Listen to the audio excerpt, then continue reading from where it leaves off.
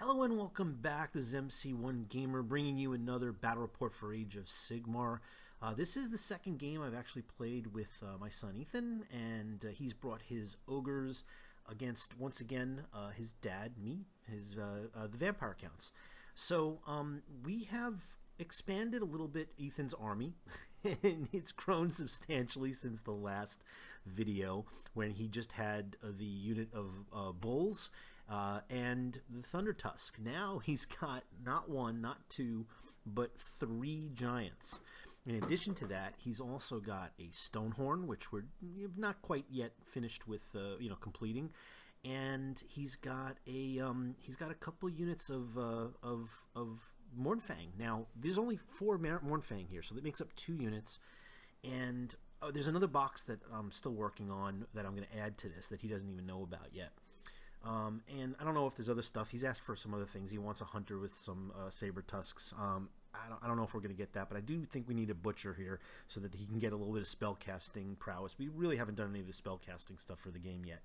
But the third giant was just necessary, and honestly I found a really good deal on one that was already painted, and I'm probably going to do a little touch up on it, or maybe even repaint some of the skin so it matches some of the skin tone that we're working on. And of course, as you can see, we haven't made a tremendous amount of progress with the giants, and in general we've built up a lot of stuff, but I'm sure by the next time we have a video out, whether I'm using it or Ethan's using this army, it'll probably be a little bit more complete. At this point, I think it's grown to the point where it's just fine. I mean, there's just a lot of wounds here and just tremendous amount of killing power. It probably could use a little more shooting, maybe some lead belchers. I don't think it needs an iron blaster, but there's a lot of selection here. Whether you want to feel just a giant herd or whatever. What I was aiming at that Ethan's really didn't even know about was I wanted to at least get the core component of the BEASTCLAW AVALANCHE, which just looks really cool, and it's one of the formation battalions for the ogres, and it just really has some great stuff, and it's kind of scary. So if you haven't looked it up, go look it up. And when I do an ogres army overview, I'll be going over it in greater detail, but it is one of the scarier ones I've seen. So yeah, Ethan's army has grown to a disturbingly powerful level, and I'm just gonna have to find something to match this because he wanted to put it all out on the table and see what Dad can bring. So this is kind of what the deployment zone is. We just divided the table in half. I put down some terrain. I put down the realm gates that I've just recently gotten. I put together. I haven't started painting those yet. And I told him that he could use them to maneuver across the table if he wanted. I figured, if he took advantage of it, then it might be an interesting way to kind of change up the game. So I let him know about that, and I'll just say right now we both completely forgot about it in the course of the game. And hey, Ethan's played a couple of 8th edition games going back a while. This is only the second time he's played Age of Sigmar. He's still trying to get the rules, and I'm working very slowly to let him know what his options are. But I just think the terrain just is not of interest to him right now, and that's fine, because the mechanics of the game, we'll take it slow. So got some forests, got some hills, not some hills, some walls, and some shrubs. But let's go into the army. So he's got his 6 bulls. Just regular bulls. Sometimes I can break out the the one with the man catcher, that kind of trap, and use that as a butcher. But we didn't. Again, I didn't want to go into magic in this game. He's got one of his giants, on the left flank when you're looking at it from me, and then the BEASTCLAW AVALANCHE, which again it's a Stonehorn, a Thunder Tusk, and 2 units of Mournfang, and they're 2 minimum, so you can beef them up with a 3rd guy or more, but you need to have at least 2 independent units. And then off to the right, as if this wasn't bad enough, there's 2 giants. And so he's flanked by these guys. He wanted all the giants all together, and I said, you consider splitting them out, because those bulls are going to be a weak side there, and if you kind of spread them out, you kind of protect both of your flanks. He understood that. He agreed to it right off the bat. And here's my forces. Now I needed to find something sufficiently powerful to take this on, and I didn't want to put out big units of zombies and skeletons and ghouls, because I've done a lot of that. I wanted to try like big models against his big models. So I went model count for model count as much as I could. But just placement for placement. I got 2 of the old style out of print metal Screaming Skull catapults. I have a conversion I'm doing, but these are I'm using these in the meantime until I get to that. And then I have a zombie dragon number 1. This is the one I've converted up with magnets so that I can change them up to be a Terrorgeist or a zombie dragon. Then the first of 2 mortis engines, a 5 model strong unit of crypt horrors, my werewolves. And then when you go a little bit further over, again, the second of 2 mortis engines, another zombie dragon. Then those 3 kind of dark Pegasi, Batwing Pegasi that I'm using there. Those are I usually use those for Vargeist, but they're my placeholders for the Archai, and these are the Archai with 2-handed weapons that I'm using. So I could double them over because I'm going to put mounts, riders on top of them with lances. But I have another conversion in mind that I'm going to do for the Morghasts. So these are the Morghasts Archai, and then a Terrorgeist. So that's my army. It's pretty scary. I mean, this is just a lot of big stuff. And honestly, when I put it on the table, I almost thought maybe they went a little too far here. I mean, got a bunch of zombie dragons, a bunch of mortis engines, a Terrorgeist. The Archai are really crazy powerful. I've got a couple of Scream Skull catapults that can do good damage. They can do 2 shots a piece. I thought maybe I overdid it. We'll see. This is he's got a lot of powerful stuff on his side too. So yeah, here's the other side of the deployment to the end of the table, and this is the opposite side of the table from the initial shot, so you can see kind of where we're set up. And the terrain is sparse, but there's something on the table. It's not just a flat table. We picked our generals, so he picked his Thunder Tusk to be the Ogres general. And in case you don't know, you don't pick. It doesn't have to be a character model. It just says model, so you can pick one guy out of a unit, an obscure guy. Of course, if it doesn't have a command capability, then listed on the War Scroll, it's the only thing it can do is use the ability to make a unit immune to battle shock. It doesn't have any special ability as an option. So obviously that imbues the Thunder Tusk with that 1 power, and he used it on the bulls as often as he was in range. And then I picked my Mortis Engine to be my general because, even though there was no, I just figured that the one kind of character-ish thing, like Necromancer on top of this, this ghost-filled, bone structure just looked appropriate for it. And it was in the central part of my army. I just think it just looked like it should be the general with the stuff that I brought out. And, of course, kid luck certainly favors Ethan still. He gets turn 1, so Ogres go first, and he runs up. I told him a lot about how you move and whether or not you run. If you don't have any shooting and you're not in range, you can do a full-on run. And I gave him some advice on, hey, if you run these guys up on either side, if I run in and fight them, you might not be able to get to charge them this turn, but that avalanche is gonna come in and probably destroy whatever I get, and whatever I'm in combat with these guys in your follow-up turn. So if you want to consider running them, it's like a little bit of a bait. But if you want to just do a regular move, he said, no, I want to run them straight up the board. He has no fear, and why should he? These are ogres, man, ogres and giants and other big stuff. So he runs these guys off on the left side. And he runs, of course, the giants on the right side, and they're already about a third of the way across the board. And he originally was going to run the entire avalanche, but when I explained to him how that might work, if he gets a lot of benefits if he gets the charge, and if I go and I attack him, and if he runs up too fast and I hit him with my stuff, then it's likely that he won't get the coolest and most powerful stuff in the Avalanche. So I said, maybe you want to just, move just a little bit up, and he agreed, of course, to that. Which, I'm trying to teach him the nuances of his army. I don't, and you want to take it again with small steps. But when you're dealing with, somebody, even if it's an adult that's new, you want to give them the options and let them know some of the capabilities. In this case, it's going to be the kind of thing that if he feels, he should know that this is not a unit that you want to get too far into the into range of your opponent on turn one, because then you lose all the really powerful stuff that that comes with it. So I finally get a turn, and it was uneventful. None of us was in range. None of his shooting was in range. So I start moving up, and so I move up my my Cryptars. And then I figured I was going to start surrounding some of his outer, guys. I swoop around with a pretty good, like 14-inch move. It was, I think, with both of these units.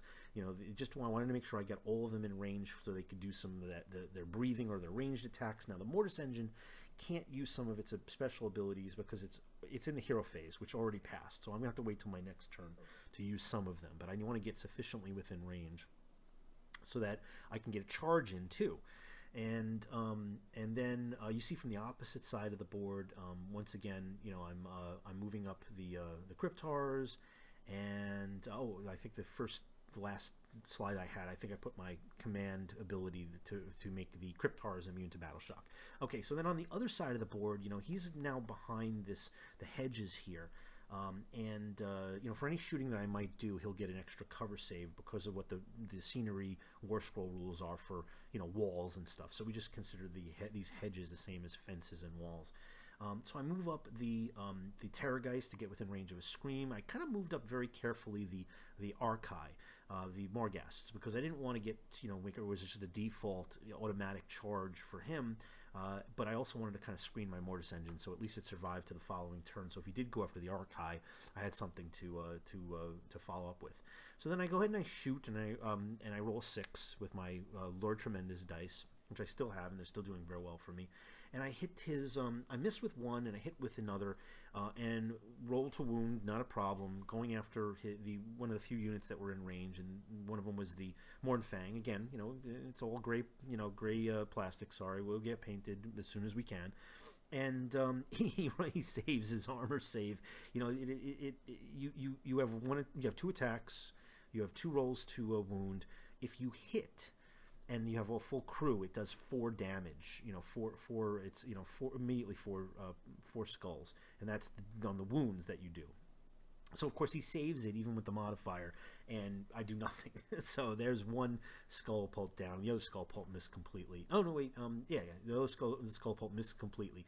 So then I go to the Terrorgeist, and he shrieks off not just one of the bulls, but he does a few more extra wounds. It's 3d6 against the bravery of the unit, and I rolled pretty well against the bravery of this unit. So then the Pestilence Breath from the Zombie Dragon goes and takes 6 wounds off of the other giant on the far side of the board. And so now we get into close combat. So I go ahead and charge. I fail against the two giants with one of my zombie dragons. I get in with the Mortis Engine, the second zombie dragon, and all of my well, not all, but I get in with the unit of Cryptars. So I'm thinking, this is pretty good. I got a lot of stuff here to go up against these 2 beefy giants. I have a feeling I'm gonna do okay. I'm not really worried. And then I go ahead and charge with the Terrorgeist on the already bloodied bulls. And I take an action first with the Terrorgeist because I just want to knock some of these guys down. He's not in range with his other giant, and I want to try and eliminate a couple of these guys before they pile in on me. So I kill another bull, and with his attacks. And hey, Terrorgeists can fight; they're pretty good at it now. They used to be really bad, but now I don't have any fear of putting them into hand-to-hand combat. And then the other, I believe that this is. Yeah. I'm not sure exactly if I missed something there. I think the giant smacks the zombie dragon for about 6 points of 6 wounds, which is, you know, it was kind of startling with all, you know, he's got 3 dice 6 attacks, and he's got a headbutt and a kick, and, you know, with some of the modifiers, just there's no saving throw, and he clocks him for 6 wounds. And then the giant, the other giant, who's now, I think he took 2 wounds, probably I think from the Mortis engine.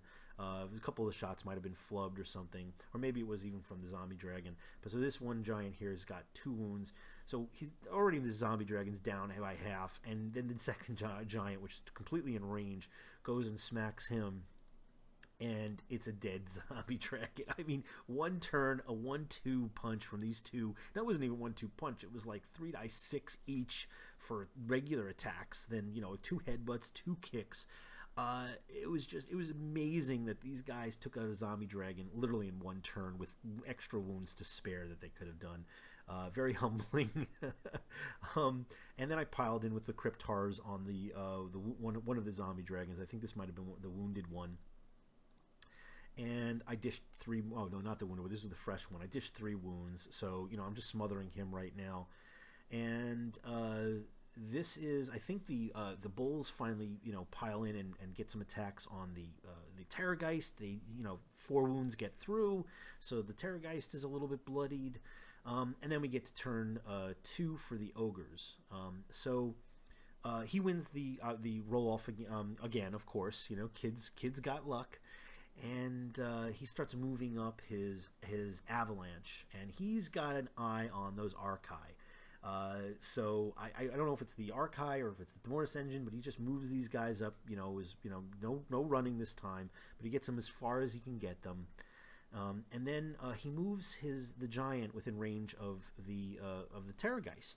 So I know the Terrorgeist is in a bit of trouble here. I don't know if I'm going to be able to get those Archi and that Mortis engine up to help this Terrorgeist. I thought maybe the Terrorgeist might scream off with, you know, between both of his attacks and his screaming, and do more damage with the bulls, and then it would be, you know, a Terrorgeist against a giant. But now I've got 4 bulls and a giant. That's even though one of those bulls are wounded, that's a lot of meat to go up against the Terrorgeist. So then he unleashes this Ice Breath, and this is his favorite attack, and I of course understand why. It is brutal. It's only 18 inches, but as long as you don't run, you can unleash it, and you probably will get within range at least in the second turn. And he unloads it on the second of my Mortis engines, and it does default 6 mortal wounds if you're an unwounded, fresh Thunder Tusk. It's just unbelievable. Not die 6 mortal wounds. So now this Mortis engine's down by half. And then he charges in with everything else. Sorry for the blurry picture. So all these guys get in on the Archi and the Mortis engine, and this is the Avalanche. So the rule is as soon as you finish your charge, you then take you impose the effect of the Avalanche. I want you to remember that not only is this the Avalanche special effect, but also the Stonehorn has its own natural ability if it charges in, and the Avalanche gives it an 18-inch charge range. Now it's a compulsory charge. If you're within range, you have to charge with the Stonehorn. But in this case, everybody got in. It was not a hard charge for anyone. And at the end of the charge range, you then apply, because of the Avalanche, if you're within 2 units of the Avalanche, if you're within 1 inch, you then take die 6 wounds, mortal wounds. And the Stonehorn itself also does die 6 mortal wounds if you're within an inch. Well, both of these units were within an inch of the Stonehorn, so they both took die 6 mortal wounds, and both units were within. Well, actually, no. The Morghasts were within range of both.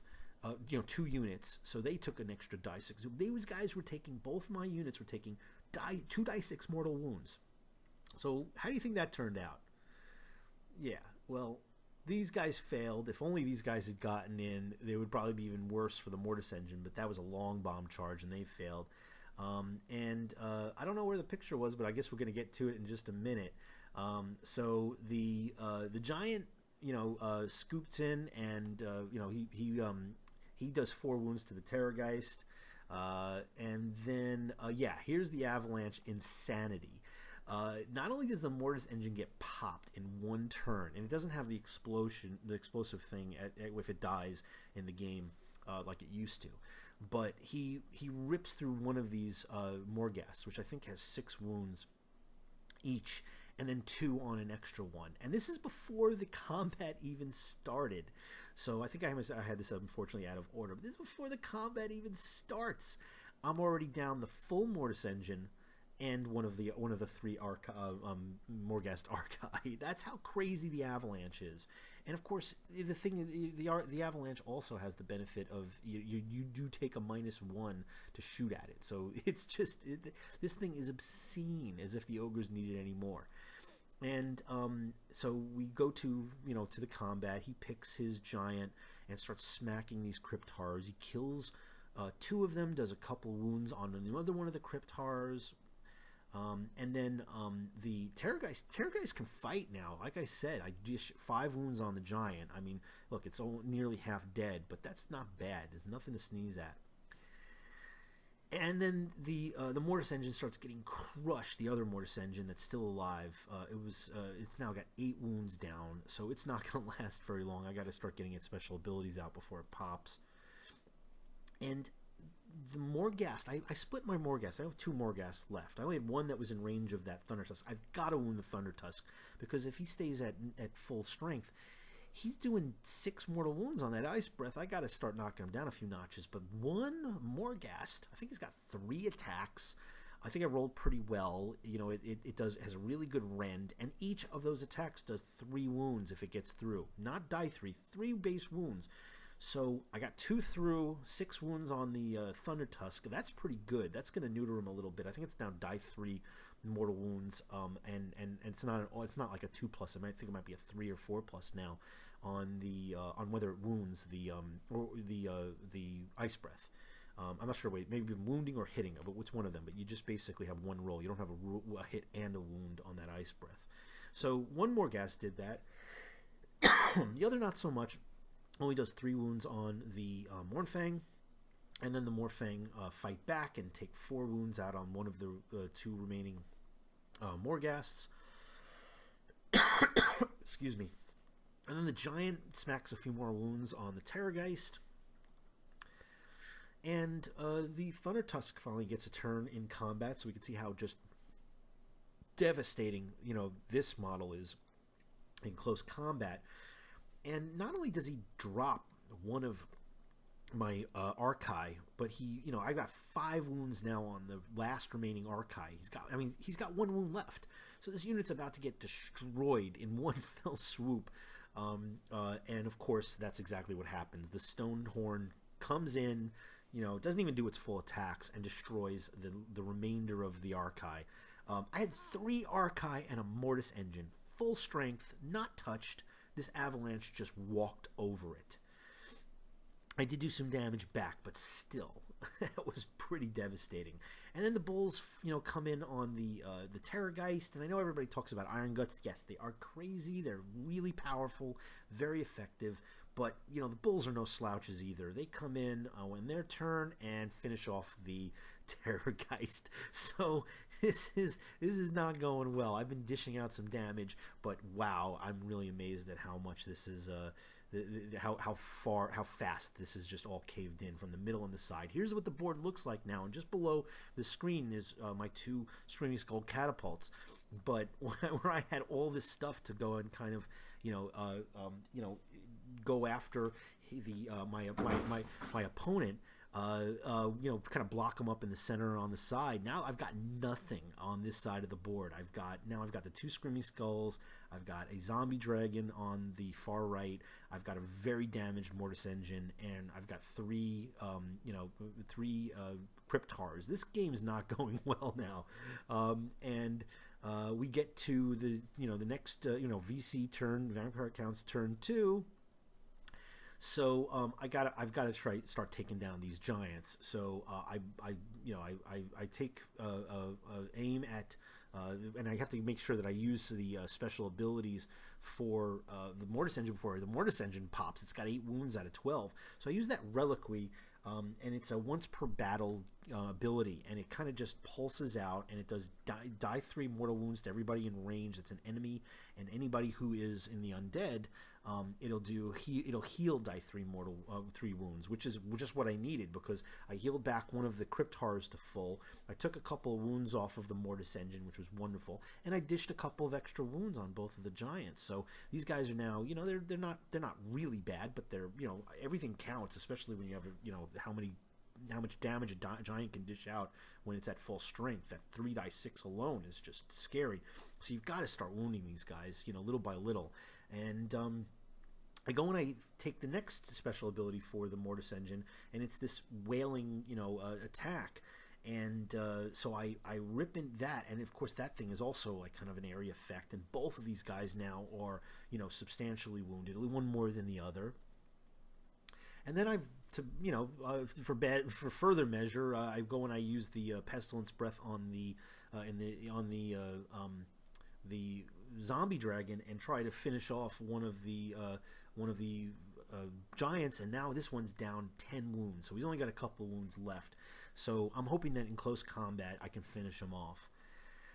So I shoot with one of the Screaming Skull catapults, and I had a good faith that I was going to do some good damage with the giants in hand to hand. So I wanted to start dropping, some of these, Screaming Skulls on the other stuff, and hopefully, kind of really change, swing this a little bit back in my favor. And I dish enough wounds to put this Thunder Tusk at 10 wounds. He's only got, I think, maybe 2 wounds left. It is. So I go and I chuck another one from, and these guys get 2 attacks each at full strength. So I'm missing with some of them, but the grand total of that effect is I kill the Thunder Tusk, which Ethan was very disappointed about. But hey, he's been pummeling me for most of the game, and I've been removing most of the models that have been killed. So it's about time he lost something. So that was a decent trade-off at this point, but I'm still on the far losing end. So at this stage in the game. So we get into close combat, and I just figured this guy's got 2 wounds left. Let me pile in and finish him off before he starts smacking the rest of these crypt horrors. So I pile in again with that, and I finish him. And guess what? Not only do I kill him off, but I win the roll on which direction he falls.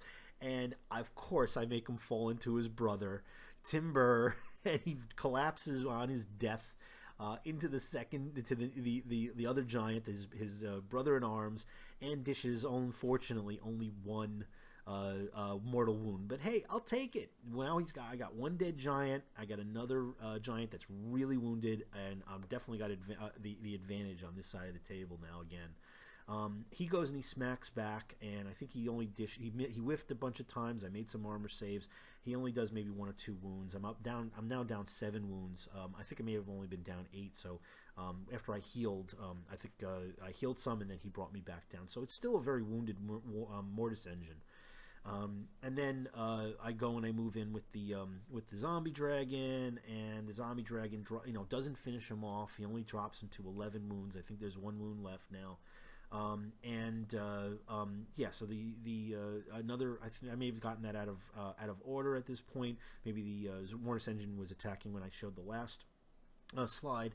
But the the giant goes and now smacks the Mortis engine. He's now down again to 8 wounds. But between the two, the attacks from these two, I'm able to kill off the second giant. So now I have dominance on this side of the table. I've got an untouched zombie dragon, a couple of 3 of these crypt horrors, and though substantially wounded, I still have the Mortis engine here. So we get to turn 3, and Ethan gets the first turn. Yes, of course he does. That's the way it works. He then starts moving in his the 2 Mournfang that didn't make it into the avalanche attack. So he's now within 3 inches of the crypt horrors for a charge, and he swoops everything over from that left side towards me. And he's quite far, but that Stonehorn has a 3d6 charge, not 2d6 out of 3d6, not 3d6 take the best 2. It's an 18-inch charge. So he has, like, I think it's like a 12 move or something like that innately, and then an 18-inch charge. That's outrageously long, far moving. So he gets very far ahead with the Stonehorn. Everybody else is a little far behind. I think the Giant and the Bulls ran. And then he charges, and he just easily gets in on the Cryptars. So now between the Cryptars and the Mournfang, he's now got 2 units within range for an avalanche to take effect. And they're all close enough together, so it's all copacetic. And that's now 2d6 mortal wounds, and it just wades right through these Cryptars. So right off the bat, I lose 2 Cryptars, and then the unit's completely wiped out. So that BEASTCLAW Avalanche is scary, very scary. I mean, just like many other battalion formations that are just have really been the top of the heap for things like the dragon Flight of Dragons in the High Elf book and whatnot. This is one of the top battalions I've seen with an already tough army. With a low model count and lots of wounds. So we get to turn 3 and vampire counts, and I've got to try and stop this Stonehorn, because it's just the ability for that avalanche is really hinged around the Stonehorn. But so I move these guys in to where they've got a really almost no-brainer charge, unless it's going to be Snake Eyes. And I throw a rock at it, and I whiff with the first Screaming Skull. And then I whiff with the next Screaming Skull. I don't know if it was a complete, misses, or if it was a combination of really bad rolls and the remaining ones that you did hit, I just failed to wound. But yeah, it was awful. I had 4 shots, could have really put a hurt on that Stonehorn, didn't get any of them. And then I move in. I think this might have been with the Zombie Dragon, and I did a bunch of wounds with the Zombie Dragon, and Zombie Dragon's really butch in combat. It even more so improved than, and there's no vampire count on this Zombie Dragon. It's just a straight up Zombie Dragon. I didn't want any spell casting, so he's just a Zombie Dragon, and he did a bunch. He did 10 wounds, but guess what? Stonehorns take half. They half. Even if it's immortal wounds, they take half because they're made of stone. I guess that makes sense. So yeah, he's got 5 wounds on him. That's great, but he should have had 10, but the rule is that he takes half. That just amazes me. That the Stonehorn is just unbelievable. So I follow up. So he then fires back, and of course he goes after the Mortis Engine and wipes the Mortis Engine out. So now things aren't looking quite so good. This is where we are at this point. I'm now down to while he's at full strength, a Zombie Dragon and the 2 Screaming Skulls, and this is what he's got on the board. He's got the 2 full units of Mournfang. I think one of them was a little bit wounded. A fairly wounded but very resilient Stonehorn, a full a Giant, and with some wounds on it. I think he's about half down, maybe about 5 wounds down. A pretty sizable unit of Bulls that are very far off. Probably, I might not make it before the end of the game, should we go to 6 turns. And this is what he lost. This is the volume of what I killed with my army. I killed the Thunder Tusk, 2 Giants, and a couple of Bulls, and did a whole bunch of wounds to what's remaining on the table. And he just wiped out most of my army. We're talking, dragons and, Terrorgeists and Mortis Engines and Cryptars. Look what he's got left on the table and what I have. So I've got 2 Screaming Skull catapults. There's no way I win this game. By turn 3, it's over. So Ethan, when first Darth Vader met with Obi-Wan Kenobi in the first Star Wars movie, he said, "When last we met, I was but a learner. Now I am the master." I think Ethan's becoming the master here. It could be because the Ogres are just that good. It could be that I'm just, I'm not throwing, the full force of what I could in terms of strategy and list building and whatnot with my vampire accounts. But hey, I'm having a great time. Ethan's having a great time. I don't care. I can't wait to field this force on my own against some other people. But I'm amazed at the power of it. I think it looks phenomenal on the table, and it's just scary. And I thought I may have overdone it with what I deployed against him. Obviously, I was wrong. So I hope you enjoyed this, everybody. We've got more to come. You know, I'm going to be playing obviously more games with Ethan. I'll be playing some games where I'm fielding, you know, the ogres as well, and of course my own vampire counts. And on the horizon, it may take a while. I'm going to try and actually paint more stuff up for my own army, as well as with you know, doing stuff with Ethan for his ogres. But eventually, I'm going to be fielding the Sylvaneth army and a dwarf army. But in the meantime, I'm going to try and get more paint on what we've got. So again, hope you enjoyed this. Please, you know, continue to tune in. If you enjoy this, you know, subscribe. And hey, have a great day, everybody.